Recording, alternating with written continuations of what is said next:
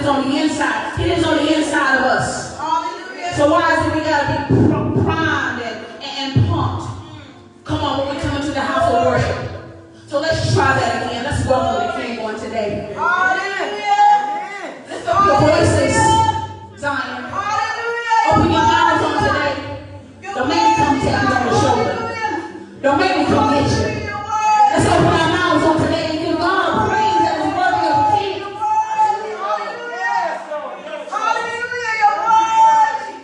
And I bind the spirit that will muzzle our worship. Any spirit of condemnation or guilt. For the joy of the Lord is our strength on today. And we have the right in our reasonable service. Even if things are jacked up, if we ain't got things right, then you straighten that out with the Father. So we give him this new one today. Hallelujah. Hallelujah. Glory to your name. Glory to your name today, God. Hallelujah. We gotta set this atmosphere. I'm not going nowhere to the sick. I'm not pulling out the rest of no bears, no demons, no spirits on today. I subdue you. You be subdued in the spirit, any contrary spirit that is coming this room to sabotage. Every spirit of the assassin. Every internal, external, creeping, crawling scheme of hell. Every diabolical scheme of hell. Every trap, every fiery dart. Every spirit of oppression be subdued under the presence and then under the obedience, obedience of the Most High God on today. Glory. Hallelujah. Loose. Hallelujah. Loose. Hallelujah. Under arrest today. You are arrested today. You are arrested today. We arrest you today. We arrest you today. We arrest you today. While they exude stuff and know His power, invested in me. While they exude stuff and know His power, invested in each and every born again believer. We arrest every spirit that is not of God. Glory to God. Every high thing that has come to exalt itself against the knowledge and the power of our God, we arrest it today. We dismantle you. We dismantle the works of hell on today. We dismantle the works of hell in operation in the lives of the believer in this place on today. I declare they are dismantled. We bind you up right now in the name of Jesus. We bind you up in this atmosphere. And we command you to flee. We command you to flee. We command you to take flight in this atmosphere. Every spirit of despondency, doubt, or delay in the name of Jesus. Every spirit of infirmity be bound and broken. Any pain, any anxiety be bound and broken in the name of Jesus. Every spirit of the assassin. Every spirit of the assassin, every spirit of self-sabotage. We bind you up in the name of Jesus in this atmosphere. We command that the people of God be free today. Be loose. Be loose, woman, man, child, boy, girl. You are loose today. You are free today. Walk in your liberty. Walk in the liberty. Denounce everything that has kept you captive, that has had you bound. Exposing God. Ephesians 1:18, Father, enlighten our eyesight on today so that we may see. So that we may see. Oh, let the scales and the calluses come off of our eyes today so that we may see.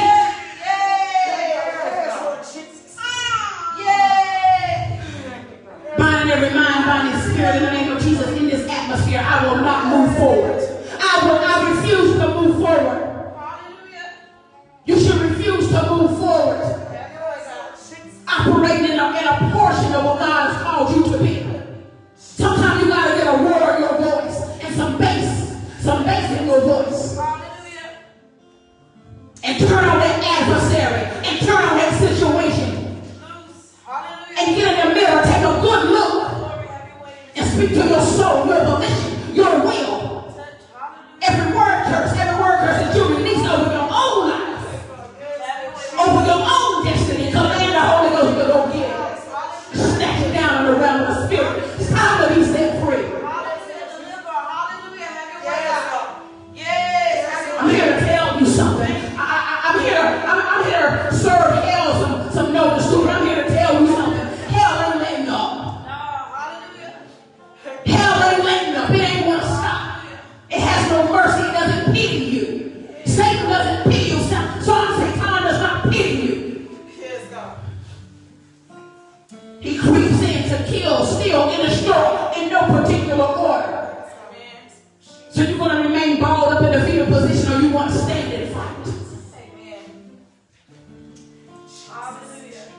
I declare, and I decree today that the greater one is standing up. The spirit man is being erected in the name of Jesus in your life.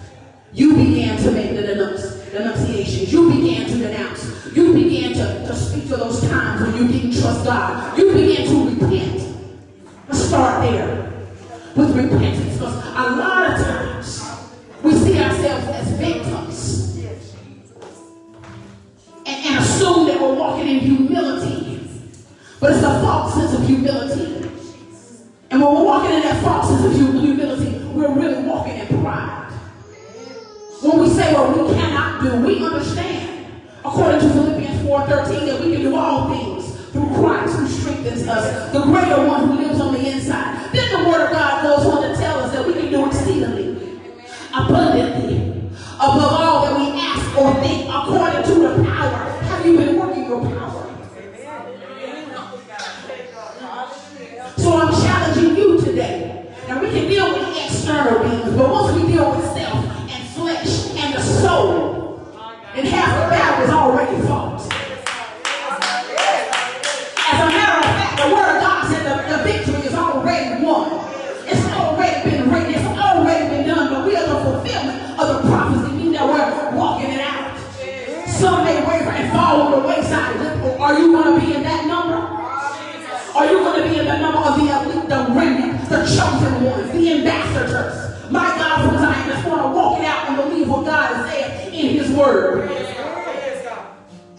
Hell has been loosed. The spirit of the Antichrist has been loosed. World system has been loosed. And I declare, I need you to understand while we go get all these books and do all this reading on the prophetic and the prophetic dictionary. The Word of God tells us that Jesus Christ is the fulfillment. He is the spirit of prophecy.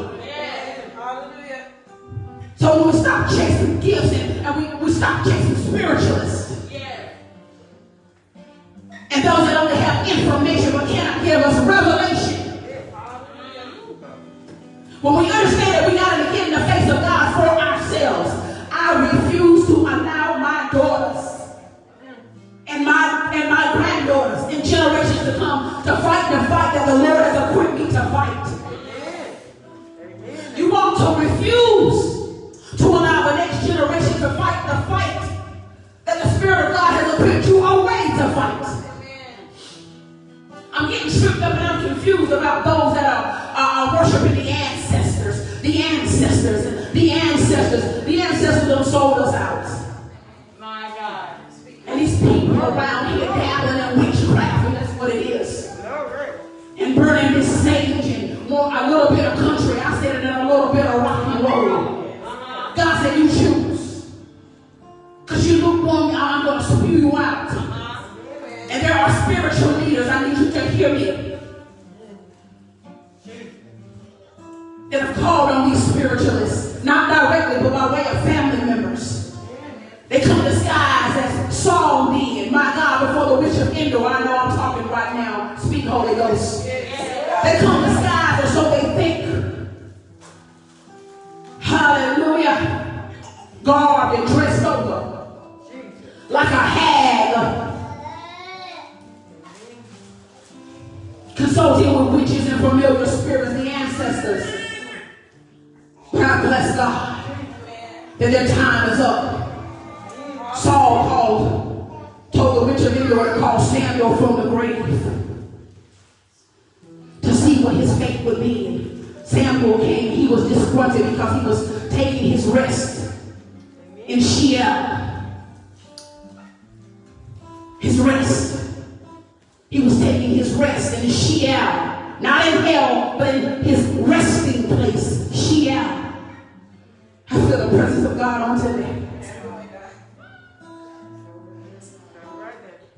Samuel was disgruntled. Why do you call me? And the witch of Endor, check this out. Although they didn't honor and worship our God, they were a spiritualist. She was a spiritualist.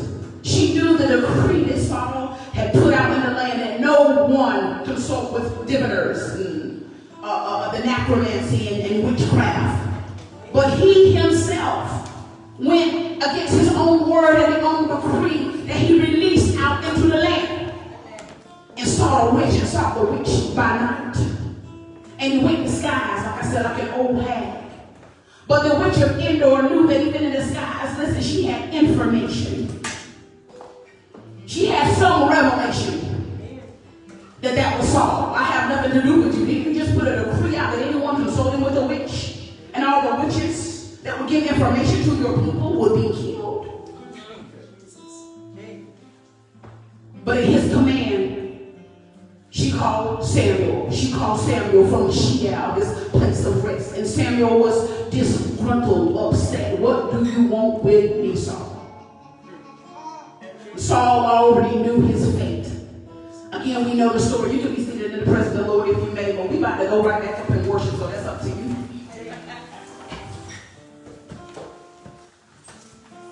Saul already knew. For 40 years that he was on the throne, only 2 years was the hand of God upon him. But for 38 years, he was a whitewashed tomb, a zombie of sorts, the living dead. Because the Spirit of God was no longer with him and was no longer upon his kingdom, was no longer upon him as king. But we bless God for the preparation for what was to come, and that was King David. We bless God for preparation for what was to come. And even beyond David. My God, because we know that Jesus the Messiah came from the root of Jesse. Came from David's lineage. So there was greater to come. How many of you today know that greater is coming? Yeah. Let's put your hands together today. Put your hands together today. And let's get on one accord. And that very night, Saul had consulted with the witch of Endor. Because of his desperation. Because he wouldn't believe God. Because he would not honor God even in his kingship. He wanted to do things his way. Many people suspect that they can do things their way and get away with this. No. And I'm here to serve hell warning on today. Anything that stands up, comes up again, that in this hour, right now, that's coming up against the kingdom of God is dying out. It's dying out quickly. In some people's lives, the Lord allowed them to see He will spare. But they will no longer, listen, be put back in a place of authority where they can lead His people. No longer. He's tearing those things down. He's tearing their stages down. He's tearing their platforms down. He's tearing those altars down. He's tearing some things down. He's tearing your mindset down. There's a whole revamping going on right now. And I need you to hear me. I need you to hear me in faith because my heart is grieved. As the Lord's heart is grieved at some because we're in this new place. They feel as if they're having some identity crisis. Perhaps they are. But a lot of it is a spirit of pride. I'm here to tell you something now. It's a spirit of pride and a willingness to go with what God is doing right now. So I'm very mindful of who I pity. Do you hear what I said? Because sometimes there's some deeper things in operation behind the cry. All right. Sometimes it's just a reluctance to go and hear what they know that Father has said. There are some that are ignorant to the move that is going on right now. But it's no way, if they are ignorant to what's going on right now, there is no way that they are hearing from Father. Do you hear what I'm saying? There is no way that the Holy Spirit is in operation in their lives. I didn't say He couldn't be in operation on their lives. I said in their lives, within. The hand of God was still on Saul. I want you to recall this. I'm helping y'all today. We're going to school today. The hand of God was still on Saul, even in those 38 years. Listen, that David could not touch him. The passage of scripture that says, touch not my anointed, nor do my prophet no harm, was referring to Saul. He was out of the will, the divine will of God. But God's permissive hand, yes, of protection was still on him. So I need you to understand that God is still extending mercy to many that are outside of his will. But he's giving them time to reset and realign. And that's from the top all the way to the bottom. So I'm not just talking about spiritual leaders. I'm not just talking about world leaders. Let's let it hit close to home. I'm talking about you, and myself.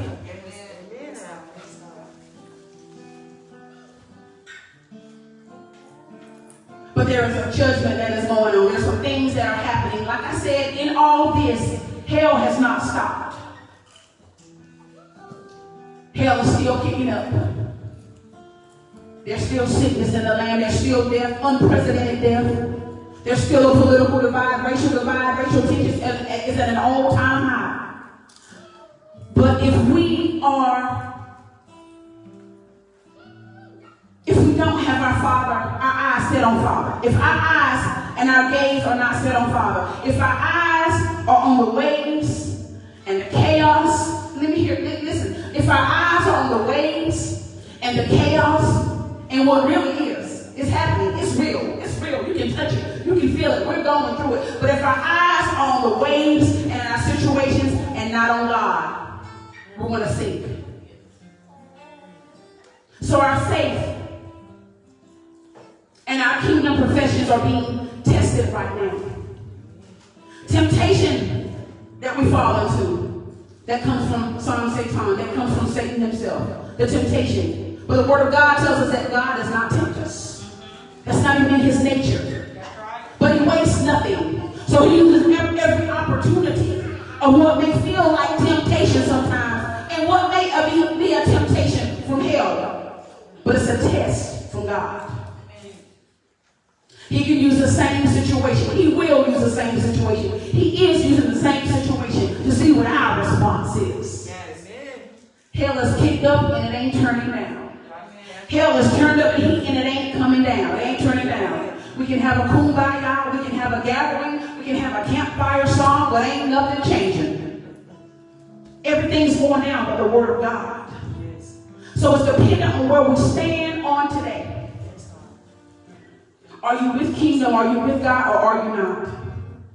I heard the Spirit of the Lord impress upon my heart even this morning to continue to build a wall. Don't get weary halfway in the building of the construction of the wall. And the wall was something that God had promised, and something God had ordained. You hear what I said? So in Nehemiah's building efforts, it wasn't just something that he wanted to do. But it was impressive in his heart. It was something that he wanted to do. But guess what? Because he was a man of God, his will lined up with the will of God. So it was on his mind. It was already on God's heart. Yes. It was on Nehemiah's mind, but the thing was already upon God's heart to rebuild. So what am I saying? So when we're in God, when we're in Christ Jesus, when we are on one with him, when we are on our face, when we're in a prostrate position of worship, when we are in love with him, when we have purged our hearts, we have become one with him. We have his essence and we have his character, even when we perceive that we're in a beat down and a defeated state. The word of God tells us that his strength is made perfect in our weaknesses. So even in our weakness, if we're aligned, if our mindset, if we're postured, if we have clean hands and a pure heart, then it's quite likely that the thing that you desire is the thing that Father actually desires. Then what's on your mind is already on Father's heart. Psalm 138:8 tells us, Lord have mercy, I get so emotional about my dad. I get so emotional about the things of God. We should be so emotional about the things of God that he lavished his love upon us, binding every spirit of self-will, self-promotion, worldly desires and worldly ambitions. But when we come into oneness with him, our thoughts will be his thoughts. Unbeknownst to us, it was already in God's heart what was on Nehemiah's mind, because Nehemiah was a man of God. I need you to look with me real quickly, Nehemiah chapter 2. I'm not going to do a whole lot of reading this morning, but I just want to read what's impressed upon my heart.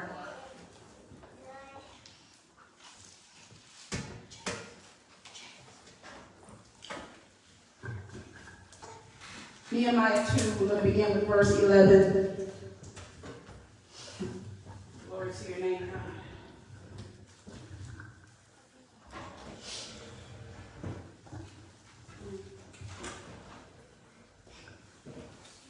Doesn't it feel wonderful to be in the presence of God? Amen. Do you feel him today? Do you feel him today? Yes. Do you feel him today? Yes.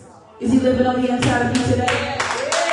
Is he resting upon you today? Do you feel the glory in this place on today?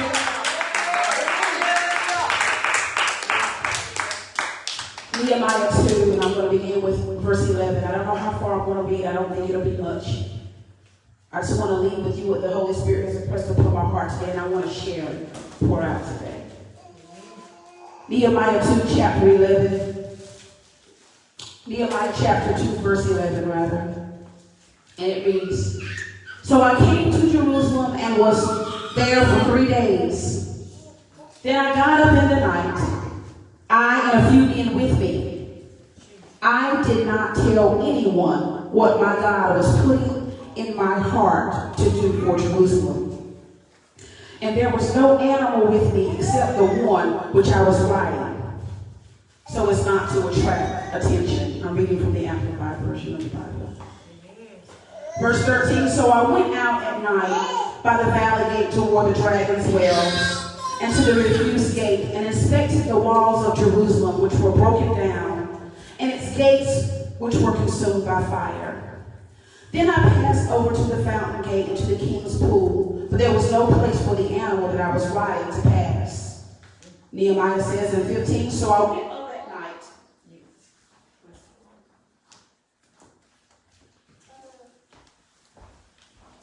So I went up.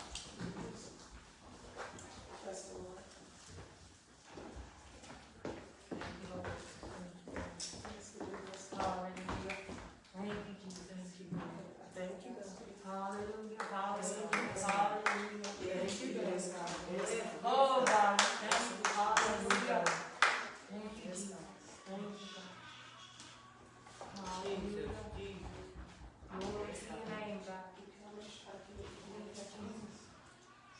We give God glory. Hallelujah. Bless the Lord. Okay, I think we're back. So I went up that night by the ravine of Kidron and inspected the wall. Then I turned back and entered the city by the valley gate and returned. The officials did not know where I had gone or what I had done, nor had I yet told the Jews, the priests, the nobles, the officials, or the rest who did the work.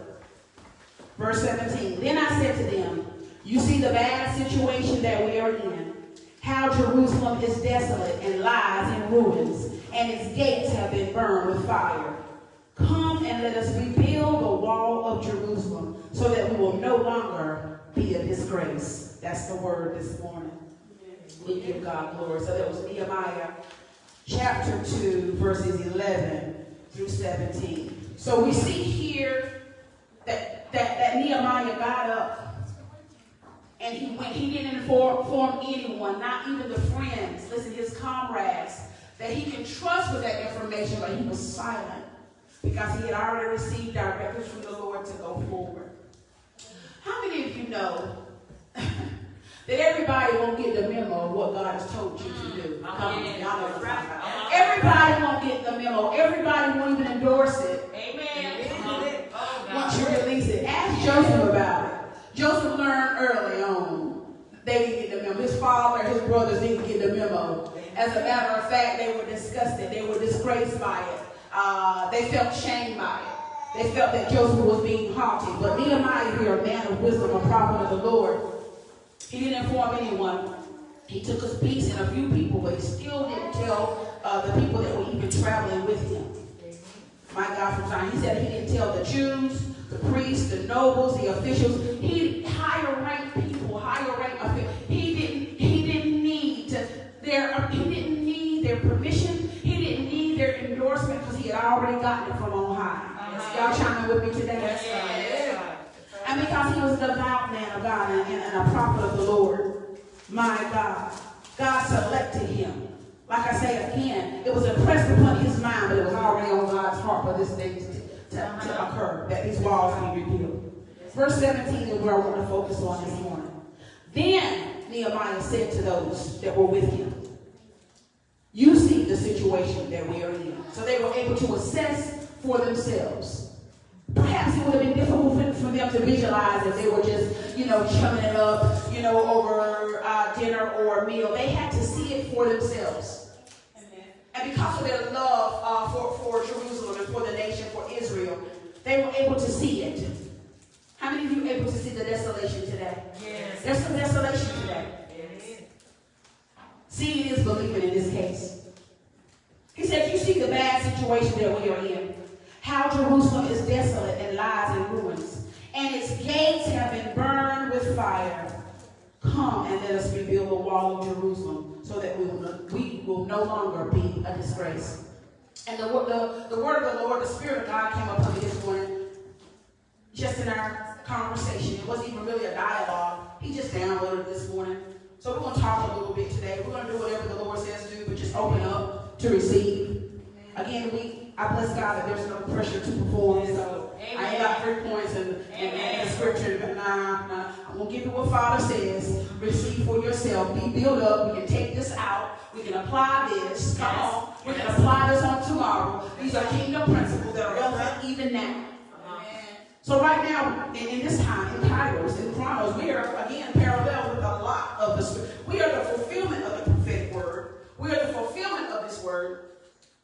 But we're also parallel with a whole lot of things. Because a whole lot of things are going on all at once. Yes. I explained to you all, maybe 2 Sundays ago, sometimes people will try to see where we are on a timetable, on a linear scale. And some might say this is the era in the season in which men's hearts are wax cold. So we're here. They want to apply it here. But it's also the season of Amos 9 and 13 where he's pouring out his blessings. My God. One blessing, one thing on the heels of another. So how is that? And it's also the time when he's pouring out the Spirit upon our flesh. We're prophesying, dreaming dreams. So how is this happening? Because I'm God. Yes. Because you can't block me. That's right. Hallelujah. If you're not in it, listen. I heard the Spirit of God say this in prison. They can track you. Think they can track you, but they can't trace you. My God. Jesus. There are many that are trying to track God, but they can't trace him because they're not in his presence. They're trying to track every move. Following prophetic voices. My God, but don't know the voice can't discern for themselves. My God, from Zion. So we give God glory. I ain't going to go on a tangent on that one today. But there's truth to it, and it's happening right now. Amen. But we bless God. So even here in Nehemiah, we see that he took some comrades with him. Didn't disclose anything to the nobles, to the priests, to the high people in the land. Didn't do it. He went by directives of the Holy Ghost. Because some things people won't understand. But he presented. He said, look at these walls. Help me rebuild. Listen, by directives of the Holy Ghost, help me rebuild that we will no longer be a disgrace. And I heard the Spirit of God say this morning, listen, strengthen the gates and rebuild the walls. Strengthen the gates. It's time to strengthen the gates and rebuild the walls. So even here in this passage of scripture in Nehemiah 2, we see that even the gates of Jerusalem have been burned. The gates had been burned and the wall had been torn down. So we got to rebuild, strengthen the gates, fortify the gates, and rebuild the wall. Right now, globally, like I said, if you've been in Iraq, perhaps you missed it, or in some type of coma. Some people are really in a spiritual coma. Okay? That they can't see what's going on, the handwriting that is on the wall and what God is doing. Even creation, nature, is testifying to what's happening. Unprecedented. What was that? I can't think of that. The name of that storm. And it happened over 100 or some years ago. It's not likely. Decado or something like that.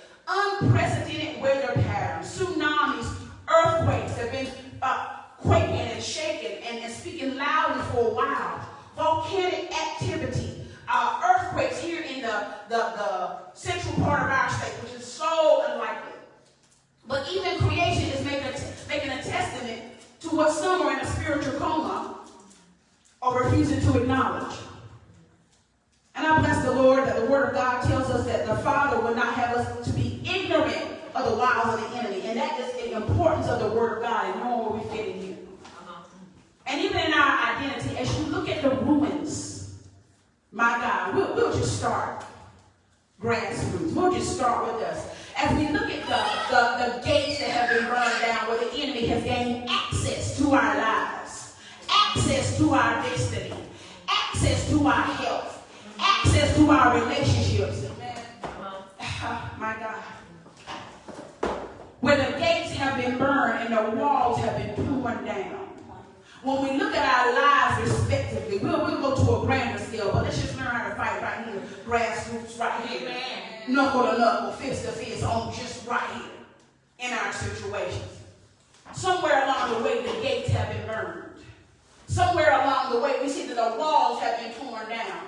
But I challenge you today, my God, by the power that has been invested in you to help me, help you, my God, advance glory, help God, help me in Jesus, and strengthening the gates and restoring and rebuilding the walls. Come on, how many are with me today? So what that looks like is being able to hear directly from Father. And sometimes God won't give it to everybody. I heard a woman of God preach a message the other night, and she blessed my whole soul. So the problem that we're dealing with here, we're looking at things and events on a linear plane according to our watches so we can plot it. But I said again, God is doing things all at once. It's a cycle. I need you to hear me. I'm talking prophetically today. Everything is happening all in His timing. You can't plot it. If you can't trace Him in the spirit, if you don't have fellowship with Him, you won't be able to track Him. You'll be following every wind of doctrine and the doctrine of devils. Because you don't know Him for yourself. And sometimes God don't give everything to everybody, but the Word of God tells us that He reveals His secrets. Listen to His friends, and He first reveals it to His prophets. So I'm here to tell you today, because hell is trembling already. We're already advancing. We're already advancing. But I want to encourage you today that this move is unstoppable. It's going to happen with us or without us. Ain't no rock crying out for me, and ain't nobody want to come take my place. It's what God has called me to do.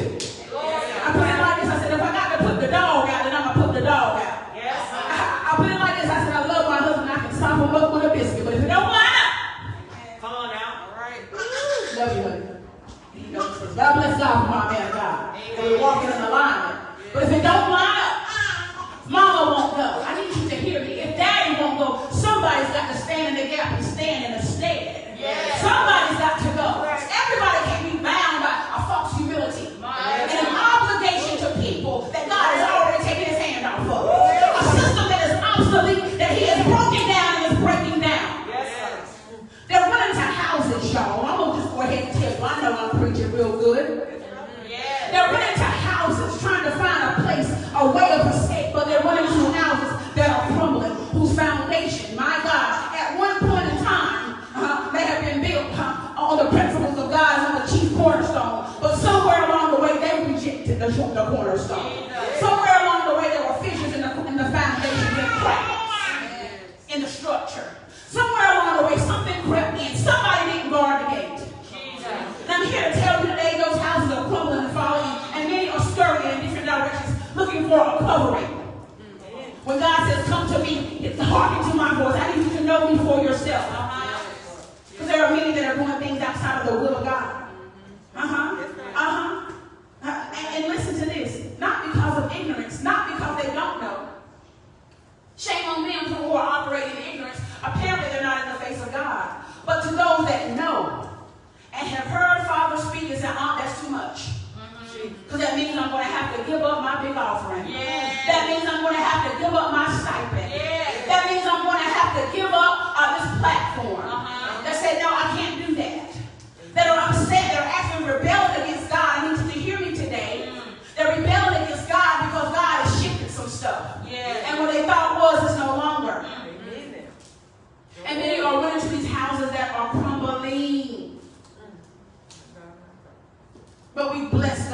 Nehemiah. Once we heard God, we go with his directives. Yes. He didn't consult with the priests. He didn't consult with the nobles. He didn't consult with the Jews. He didn't consult with those that even had them in captivity. He went by night. And it was a dangerous mission, but he knew if God sent him, that he would protect him. How many of you know if God sends us, that he's going to protect us? Yes. As ambassadors, as sent ones from glory, that's our right, that's our privilege, and that's part of the package deal. He's going to take care of us. So I encourage you today, the areas of in your life where you know that the gates have been burned, those openings, whether you set the fire, whether it was an inside job, whether the ancestors left you that plight, how about that? We're going to begin to build the gates. We're going to begin to reconstruct the walls to the specs and the specifications. And it's a trust thing. Because we got to know every dimension, how God tells us to do it. Nehemiah completed that wall in 52 days. How many days are there? It's 52 weeks. Was it 52 weeks? He completed that wall in 52 weeks. On our calendar, that's a year. Somebody correct me on that. 52 weeks. On our Gregorian calendar, on our chronological calendar, that is a year. That's our 365 days on our calendar, on the calendar or whatever. But we bless God, he's so strategic. So from 1 year to the next, they were looking at ravages, they were looking at ruins. And at the end of that 52 weeks, whatever that looked like, even that on their calendar, the wall had been reconstructed. It was a supernatural build. It was supernatural because God had already blown his Ruach wind on it. Again, what was on Nehemiah's mind was already on God's heart. And there's some things that are on your mind that are already on God's heart. We got to fight through some things. Perhaps we got to go not by night, not like Nicodemus, but in secret. Where we can't share everything with everybody, because even family members won't understand. Because even family members have a spirit of self-sabotage on them. Like Sanballat and Tobiah say, why are you building? You look foolish. And even family members will send a false report and a false prophet like Sanballat and Tobiah did. Y'all might as well get excited this morning. Yes. Hallelujah. We'll send a false word and a false prophet to say the Lord said this and the Lord said that. And I bind every lying spirit, every lying prophet, every lie that's been prophesied over your life, every lying prophet that spoke over your life. But we bless God for the Micaiahs. Hallelujah. When the Lord allowed the lying spirit to fall on all the other prophets, Micaiah told the king, whatever you say will be. They considered Micaiah to be a troubler. Saul considered to be David a troubler. Ahab considered Elijah to be the troubler of Israel because he gave the truth. They were in prison. Micaiah was in prison for it. They were mocked. They were beat. They were scorned. Many were martyred for truth. But we bless God. And this time he said that my move is unstoppable.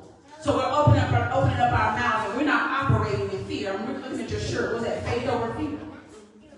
Faith over fear. Amen. Faith over fear today. Amen. Oh my God. Yes. Who will stand against the Lord? If he sent you on this mission, if he sent you to deliver your family, yes. It's going to happen in this generation. Yes, I'm determined. It's going to happen in just this generation. Yes, God. Yes. It's going to happen. Others still in the earth, and I bless God for that. And my children are yet with me. But I declare it's going to happen in this generation. It's going to happen in and through this generation. How many of you want to declare today that we're reconstructing, that we're reconstructing and strengthening our gates and rebuilding the walls? Yes. And once the gates are in place, listen, the gates of our mind, where the enemy no longer has access, where doubt can't creep in. Come on. Those gates. Those gates. The gate of the mind is the helmet, listen, of the Spirit. The helmet of the Spirit. The helmet of salvation. That we be guarded up in truth. That we hear what God is saying. What the Savior regarding us. Yes. And that we rebuilding the walls. Fortifying the walls. So whatever it is that you stand in need of today, you have to have a tenacity. You have to have tremendous faith. Ask God for the gift of faith, for the spirit of might. Not your own might, but for the spirit of might to come upon you, for the courageous. Because I'm different. I don't know about y'all, but it's happening in this generation. Yes. This is the time where it's conducive, where we can build. Yes. Times are, it's crazy, it's chaotic, it's chaotic, it's chaotic. It's not, the world is not going to get, I'm just telling you, until the kingdom of God is established in the earth, those 7 mountain mandates, you know what the Lord revealed to me? It sounds good, yeah, and religion, and we're going to take the schools, and we're going to take media, we're going to take the church, we're going to take the family back. Those 7 mountains of influence that we're to take. We don't have a choice in the matter. Because of this vaccine, my God, that world systems are about to put on us. So in order for our children to be educated, go back into the public school, I'm talking now, y'all gonna pray. They got to have these vaccines, so we're going to have the educators. Yes, sir, we do have our mountain. Yes. Where we do command our mountain, where we'll be able to homeschool and have training for kingdom. Yes, God. Where the vaccines are not required. I know I'm talking now. Y'all better be praying for me to start looking at y'all. It's heavy. It's heavy what I'm releasing today. So the 7 mountains that we're going to take. It's not just something nice to say, I command my mountain. It's going to be necessary to usurp the kingdom of the world system. It's necessary. So are you making preparation? Are you guarding the gates there?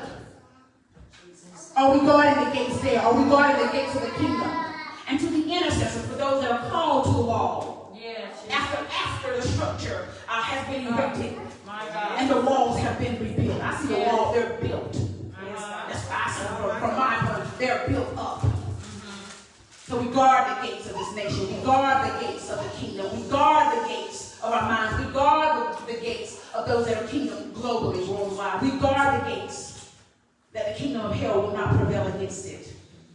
So we're guarding the gates. It starts right here, grassroots, with you.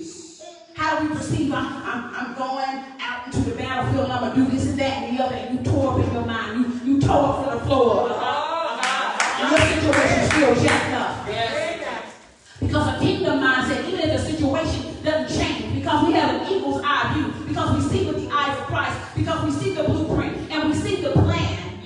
Hallelujah. Even if the situation don't change, our perspective does. And they will change because we're seated in the courts of heaven from a place of authority. Oh, I'm talking today.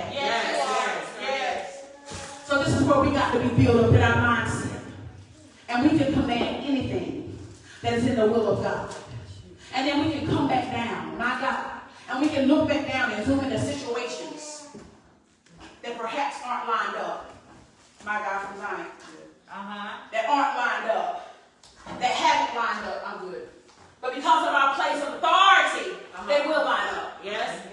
So we got to be postured right for God, we're groveling. I'm no longer groveling. Yes. Amen.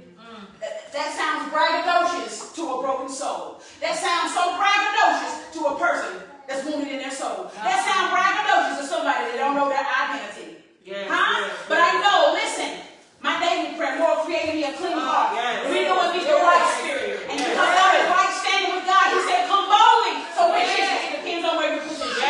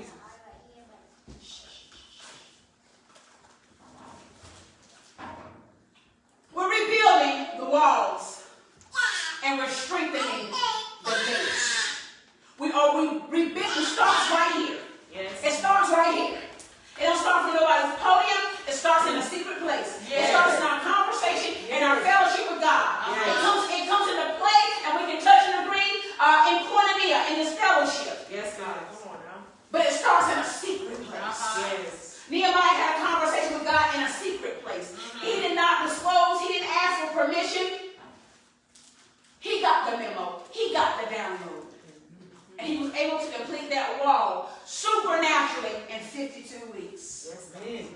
So we're binding up everything external. Sanballat, Tobiah, the false prophet. We bind up every false narrative.